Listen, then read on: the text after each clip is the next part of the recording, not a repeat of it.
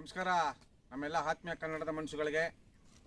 ಏನು ನಮ್ಮ ಮೈಸೂರು ಹೃದಯವಂತ ಕನ್ನಡಿಗರ ಬಳಗದಿಂದ ಚಾಮುಂಡಿ ಬೆಟ್ಟ ಅಭಿಯಾನ ಕಾರ್ಯಕ್ರಮ ಹಮ್ಮಿಕೊಂಡಿದ್ವಿ. ಅದಕ್ಕೆ ಸಂಬಂಧಪಟ್ಟ ಹಾಗೆ ನಂದಿಗೋಗೋ ರಸ್ತೆಯಲ್ಲಿ ರಸ್ತೆ ಕುಸಿದಿದೆ. ಈ ಕುಸಿಯೋದಕ್ಕೆ ಮೂಲ ಕಾರಣ ಈ ಕಳೆದ ವರ್ಷ ಏನು ಡಾಂಬರೀಕರಣ ಮಾಡಿದ್ದಾರೆ. ಈ ಡಾಂಬರೀಕರಣ ಮಾಡಿದಂಥ ಸಂದರ್ಭದಲ್ಲಿ, ಯಾಕಂದ್ರೆ ಅದು 60-70 ವರ್ಷ ಆಗಿದೆ ತೆರವು ತಡೆಗೋಡೆ ಕಟ್ಟಿ, ಆ ಗೋಡೆ ಕಟ್ಟಿದಂಥ ಸಂದರ್ಭದಲ್ಲಿ ಇಲ್ಲಿ ತನಕ ಯಾವುದೇ ರೀತಿ ಅಹಿತಕರ ಘಟನೆಗಳು ಸಂಭವಿಸಿರಲಿಲ್ಲ. ನೋಡಿ, ಇಲ್ಲಿಂದ ಪ್ಯಾಚ್ ವರ್ಕ್ ಮಾಡಿದ್ದಾರೆ, ಡಾಂಬರೀಕರಣ ಮಾಡಿದ್ದಾರೆ.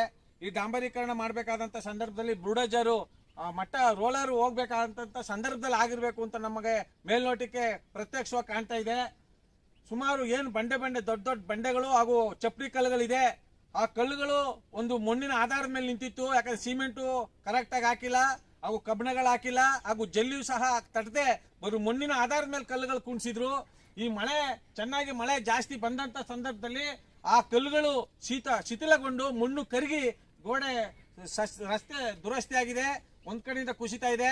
ದಯಮಾಡಿ ಈ ಕೂಡಲೇ ಸಂಬಂಧಪಟ್ಟ ಅಧಿಕಾರಿಗಳು ಎಚ್ಚೆತ್ಕೊಂಡು ಕಾರ್ಯರೂಪಗೊಳ್ಳಬೇಕು ಅಂತ ನಮ್ಮ ಮೈಸೂರು ಹೃದಯವಂತ ಕನ್ನಡಿಗರ ಬಳಗದಿಂದ ಒತ್ತಾಯಿಸ್ತೇವೆ.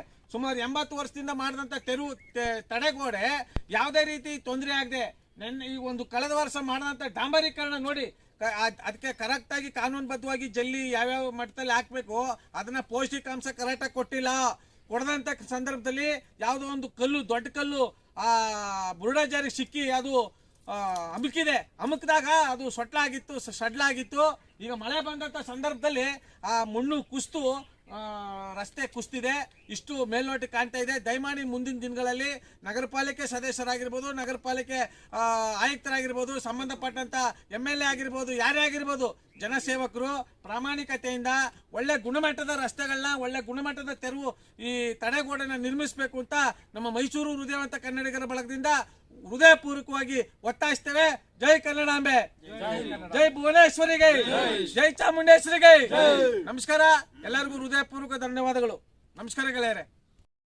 ರಾಜ ಮಹಾರಾಜರ ನಗರ, ಈ ಮೈಸೂರು ನಗರಕ್ಕೆ ಚಿನ್ನದ ಕಳಸ ಇದ್ದಂತೆ ನಮ್ಮ ಚಾಮುಂಡಿ ಬೆಟ್ಟ. ಈ ಚಾಮುಂಡಿ ಬೆಟ್ಟ ಇವತ್ತು ಒಂದು ಕಡೆ ಕುಸಿತಿರೋದಕ್ಕೆ ಕಾರಣ ಏನು, ದೊಡ್ಡ ದೊಡ್ಡ ಕಲ್ಲುಗಳನ್ನ ಉಪಯೋಗಿಸಿ ನಿರ್ಮಿಸಿದ್ದಾರೆ. ಆ ತಡೆಗೋಡೆಗೆ ದೊಡ್ಡ ದೊಡ್ಡ ಕಲ್ಲುಗಳಿಗೆ ಸಿಮೆಂಟ್ ಆಗಲಿ ಕಾಂಕ್ರೀಟ್ ಆಗಲಿ ಸಂಪೂರ್ಣವಾಗಿ ಅವಕ್ಕೆ ಪೌಷ್ಟಿಕಾಂಶ ಕೊಡದೇ ಇರೋದ್ರಿಂದ ಮಣ್ಣಿನ ತೇವಾಂಶದ ಆಧಾರದ ಮೇಲೆ ತುಂಬಾ ದಿನ ಈಗ ಹೊಸದಾಗಿ ಡಾಂಬರೀಕರಣ ಮಾಡಿದ್ದಾರೆ. ಇದು ಕಳೆದ ವರ್ಷ ಕೊರೋನಾ ಟೈಮ್ ಸಂದರ್ಭದಲ್ಲಿ ಮಾಡಿರೋದು. ಈ ಡಾಂಬರೀಕರಣ ಮಾಡಿದಂತ ಸಂದರ್ಭದಲ್ಲಿ ಬುಲ್ಡೋಜರು ಎಲ್ಲೋ ಅದಕ್ಕೆ ಪೌಷ್ಟಿಕಾಂಶ ಪುಷ್ಟಿ ಕೊಟ್ಟಂಗಾಗಿದೆ. ನೀರು ಇಳಿಯೋದಕ್ಕೆ, ನೀರು ತೇವಾಂಶ ತಿಳಿದು ಆ ಕಲ್ಲುಗಳ ಬಂಡೆ ನೋಡಿ ಎಲ್ಲ ಮಣ್ಣಿದೆ ನೋಡಿ, ಬೊಳ್ಳು.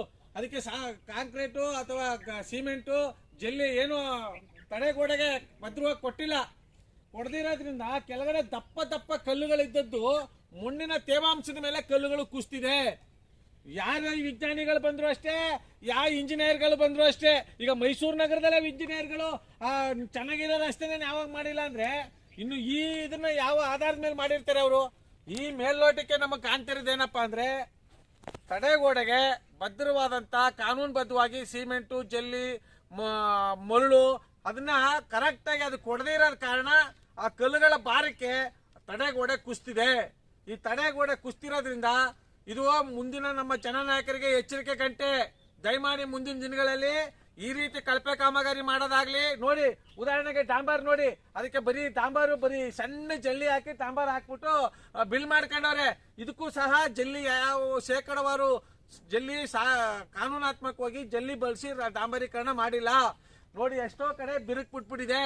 ಅದರಿಂದ ಕೊರೋನಾ ಟೈಮಲ್ಲಿ ಯಾರು ಕೇಳಲ್ಲ ಅಂದ್ಬಿಟ್ಟು ಅವ್ರು ಇಷ್ಟ ಬಂದಂಗೆ ಮಾಡ್ಬಿಟ್ಟವ್ರೆ. ಆ ಬುಲ್ಡೋಜರ್ ಅಲ್ಲಿ ಹೋಗಾಗ್ಬೇಕಾರೆ ಆ ಕಲ್ಲುಗಳು ಬಿಗ ಕೂತಿದಂತ ಕಲ್ಲುಗಳು ಜರ್ಕೊಡ್ದಿತ್ತು. ಈಗ ಮಳೆ ಊದಿದಂತ ಸಂದರ್ಭದಲ್ಲಿ ಆ ಕಲ್ಲು ಸಹಿಸಲಾರ್ದನೆ, ಆ ಭಾರ ತಡಿಲಾರ್ದನೆ ಕುಸಿದಿದೆ ಅಂತ ನಮ್ಮ ಮೈಸೂರು ಹೃದಯವಂತ ಕನ್ನಡಿಗರ ಬಳಗದಿಂದ ಮೇಲ್ನೋಟಕ್ಕೆ ಕಾಣ್ತಾ ಇರೋದ್ರಿಂದ ನಾವು ನೇರವಾಗಿ ದೂರ್ತಾ ಇದ್ದೇವೆ, ನೇರವಾಗಿ ಆಗ್ರಹಿಸ್ತಾ ಇದ್ದೇವೆ. ಇನ್ನು ಮುಂದೆ ಆದರೂ ಪ್ರಾಮಾಣಿಕವಾಗಿ ಶ್ರದ್ಧೆ ಭಕ್ತಿಯಿಂದ ಕಾನೂನು ಚೌಕಟ್ಟೊಳಗೆ ಒಳ್ಳೆ ಗುಣಮಟ್ಟದ ರಸ್ತೆಗಳಾಗ್ಲಿ, ಚರಂಡಿ ಆಗ್ಲಿ, ಮೋರಿ ಆಗ್ಲಿ, ಮಳೆ ನೀರು ಅಕ್ಕಪಕ್ಕ ಹೋಗೋ ರೀತಿ ಮಾಡಿ ಅಂತ ಹೇಳ್ತಾ ನಮ್ಮ ಮೈಸೂರು ಹೃದಯವಂತ ಕನ್ನಡಿಗರ ಬಳಗದಿಂದ ಮತ್ತೊಮ್ಮೆ ಮಗದೊಮ್ಮೆ ಆಗ್ರಹಿಸ್ತೇವೆ. ಜೈ ಕನ್ನಡಾಂಬೆ, ಜೈ ಭುವನೇಶ್ವರಿಗೆ, ಜೈ ಚಾಮುಂಡೇಶ್ವರಿ ಮಾತಾಕ್ಕೆ.